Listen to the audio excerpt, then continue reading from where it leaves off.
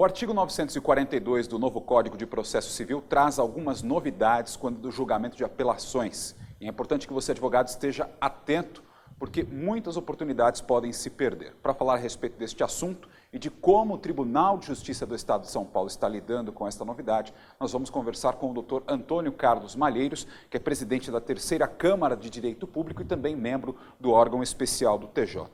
Dr. Malheiros, quando há um julgamento não unânime de uma apelação, o que está prevendo o novo Código de Processo Civil para o funcionamento da sessão? Antigamente, quando o resultado era de provimento 2-1, dava-se provimento 2-1, era a hipótese de cabimento dos chamados embargos infringentes. Publicado o acórdão, havia a possibilidade da oposição desses embargos infringentes, que depois, numa outra sessão, muito tempo depois, voltava o assunto para ser discutido agora não mais por 3 juízes, 3 desembargadores, mas por 5. Né? Aqueles que já haviam votado, né, como relator, como revisor, né, como terceiro juiz, votariam novamente, mas não poderiam ser designados, sorteados como relator e revisor. Relator e revisor, sempre 2 novos juízes que entravam. E assim se fazia no passado, no velho Código de Processo Civil. Agora não. Agora, os embargos infringentes são julgados na mesma sessão que julgou a apelação, a ação rescisória ou o agravo de instrumento. Eu já falo da rescisória e do agravo de instrumento, que são hipóteses um pouquinho diferentes. Na mesma sessão, preferencialmente, pode ser na sessão seguinte, né? E agora com qualquer resultado 2-1. Deram provimento ao recurso por 2-1. Está valendo. Negaram provimento ao recurso por 2-1. Está valendo. Isso para apelação. Ok? Ok. Muito bem. Imediatamente, o presidente da sessão vai chamar, seguindo uma ordem de antiguidade, vai chamar mais 2 desembargadores. Esses desembargadores são convocados para imediatamente prosseguirem no julgamento, dando também os seus entendimentos, os seus votos sobre aquele assunto que não ficou unânime no julgamento da apelação. Muito bem. Poderão esses desembargadores falar, pera, um minuto, eu não estava acompanhando, eu preciso pensar melhor nisto. Perfeitamente. Designa-se uma nova sessão para que aqueles desembargadores profiram seus votos. Sempre aqueles que já votaram poderão rever o seu voto. Puxa vida, diante do que você, 4º juiz, está falando agora, eu que julguei desta maneira, estou mudando o meu voto. Você está correto, eu estava pensando errado aqui. E mudo o voto. Isto já podia acontecer no velho esquema, no velho Código de Processo Civil. E agora a mesma coisa, poderá qualquer um deles rever o voto. Ou seja, ou eles votam na hora, os 2 novos, que pertencem à Câmara, mas não pertenciam à turma julgadora, ou votam na hora, ou poderão pedir, olha, eu quero um adiamento, eu quero adiar, eu quero estudar esse assunto.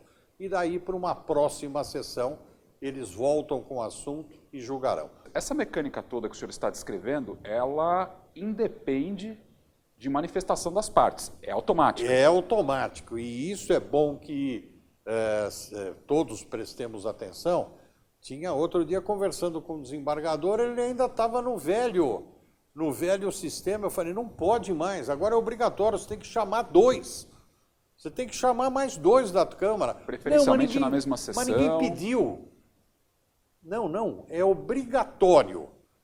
2-1 em apelação, você chama mais 2. Não tem conversa, chama mais 2.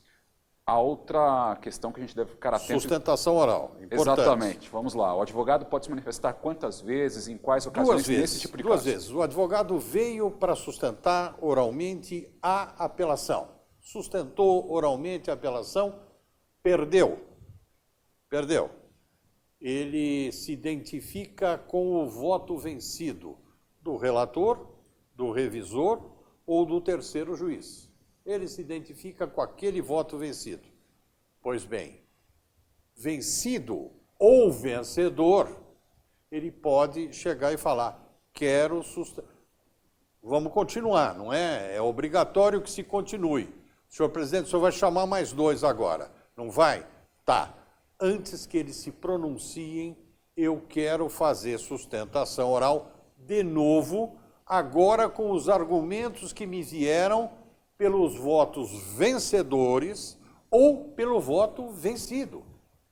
Eu quero, de qualquer forma, fazer uma nova sustentação oral. Então, é absolutamente possível 2 sustentações orais. Ainda falando do artigo 942, parágrafo 3º, nós temos lá 2 incisos que trazem ação rescisória e agravo de instrumento. Exatamente. Como é que o tribunal está trabalhando esses 2 pontos? Em ação rescisória, eu ainda não tive uma experiência ao vivo e a cores, porque as nossas ações rescisórias são julgadas nos chamados grupos de câmaras.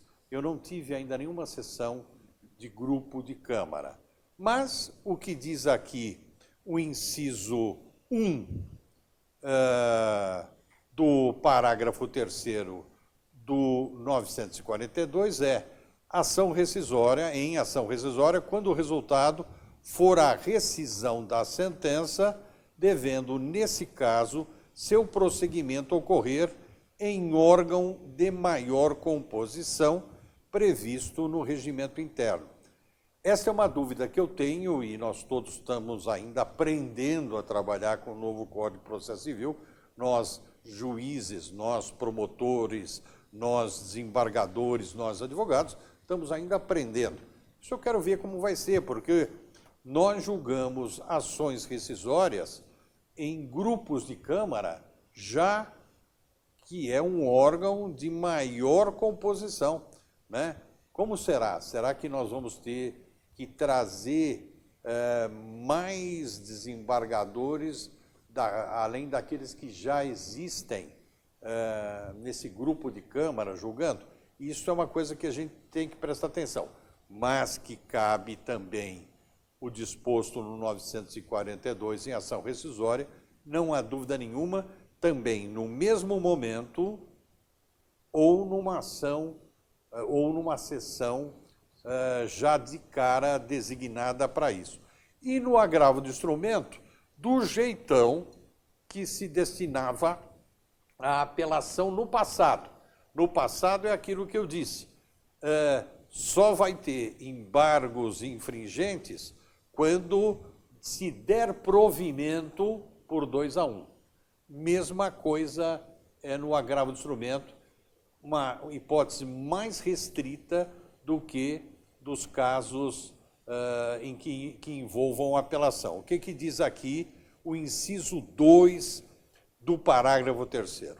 O agravo de instrumento, quando houver reforma da decisão que julgar parcialmente o mérito, ou seja, reformou o mérito, né, nós vamos ter a possibilidade de ter também esse mesmo prosseguimento em agravo de instrumento.